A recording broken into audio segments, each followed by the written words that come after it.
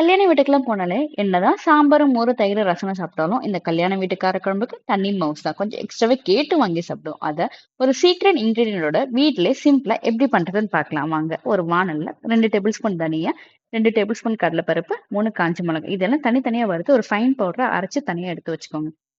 அதே பாத்திரத்துல கொஞ்சமா நெய், கொஞ்சமா முந்திரி பருப்பு, 1 டேபிள் ஸ்பூன் கசகசா, கைப்பிடி அளவு தேங்காய். இது எல்லாம் பச்சை வாசனை போற வரைக்கும் நல்லா வறுத்துட்டு, ஒரு பாத்திரத்துல தனியா எடுத்து வச்சு, 1/2 அன் ஹவர் தண்ணி ஊத்தி ஊற வச்சிருங்க.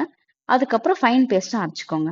அடுத்து ஒரு கனமான பாத்திரத்துல கடலெண்ணெய், நல்லெண்ணெய். நீங்க என்ன எண்ணெய் வேணாலும் சேர்த்துக்கலாம். இதுக்கு சேர்த்ததுக்கு அப்புறம் கைப்பிடி அளவுக்கு பூண்டு, 15 சின்ன வெங்காயம், ஒரு மீடியம் சைஸ் வெங்காயத்தையும் பொடியா நறுக்கி சேர்த்துக்கோங்க. அடுத்து நல்லா பழுத்த தக்காளி பழமா நீல வாக்குல அரிஞ்சு சேர்த்துக்கோங்க. இதெல்லாம் வதங்கட்டும்.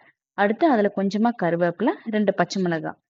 கத்திரிக்காவை இந்த மாதிரி நீல வாக்குல அரிஞ்சு சேர்த்துக்கோங்க. பார்க்கறதுக்கு நல்லா இருக்கும். இதை நல்லா வதங்கினதுக்கு அப்புறம் குழம்பு மிளகாய் பொடி 2 டேபிள் ஸ்பூன், தனி மிளகாய் பொடி 1 டேபிள் ஸ்பூன், மஞ்சத்தூள், கல்லுப்பு இதெல்லாம் சேர்த்து பச்சை வாசனை போற வரைக்கும் நல்லா வதக்கி விடுங்க. இதெல்லாம் வதங்கினதுக்கு அப்புறம் ஒரு லெமன் சைஸ் புளியை ஊற வச்சு கரைச்சி இதுல சேர்த்துக்கோங்க. சேர்த்துட்டு உங்களுக்கு எவ்வளவு தண்ணி வேணுமோ அந்த அளவுக்கு தண்ணி ஊற்றி கொதிக்க விடுங்க. நான் மொச்சக்கல்லையை தனியா வேக வச்சு எடுத்து வச்சிருக்கேன். இப்போ அதையும் சேர்த்து இதுல ஆட் பண்ணிக்கலாம். இதெல்லாம் ஆட் பண்ணதுக்கு அப்புறம் அந்த சீக்ரெட் இன்கிரீடியன்ட் என்னன்னா, நம்ம கறி குழம்புக்கெல்லாம் போடுவோம்ல பட்டை, அந்த பட்டைய இது கொதிக்கும் போது அதுல அப்படியே போட்டுருங்க. ஜஸ்ட் எதுவும் பண்ண வேணாம். போட்டா மட்டும் போதும். அந்த கல்யாண வீட்ல பண்ற மாரியே அந்த ஃப்ளேவர் நம்மளுக்கு குடுக்கும். அடுத்து அதுல அரைச்சு வச்சிருக்க தேங்காய் பேஸ்ட் ஆட் பண்ணிக்கோங்க. இதுவும் நல்லா பச்சை வாசனை போற வரைக்கும் கொதிக்கட்டும். அடுத்து அதுல கொஞ்சமா வெல்லம் சேர்த்தா நல்லா டேஸ்ட் நல்லா இருக்கும்.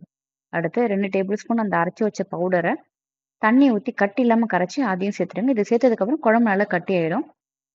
குழம்பு கட்டியானதுக்கு அப்புறம் தாளிப்பு. தாளிப்புக்கு ஒரு வாணல்ல நிறையவே எண்ணெய் சேர்த்துக்கோங்க. அதுல கொஞ்சமா வடவும், மணத்தக்காளி வத்தல் சேர்த்து நல்லா பொரிஞ்சதுக்கு அப்புறம் இந்த குழம்புல எடுத்து ஊத்திருங்க. ஊத்தி ஒரு 5 மினிட்ஸ் கொதிக்க விடுங்க. எண்ணெய் இந்த மாதிரி பிரிஞ்சு வரும். இப்போ கல்யாண வீட்டு கறக்குழம்பு ரெடி ஆயிடுச்சு. 2 to 3 days ஸ்டோர் பண்ணி கூட வச்சு சாப்பிட்டுக்கலாம். பாய் பாய். தேங்க்யூ. பிடிச்சிருந்தா வீடியோவை சேவ் பண்ணி வச்சுக்கோங்க.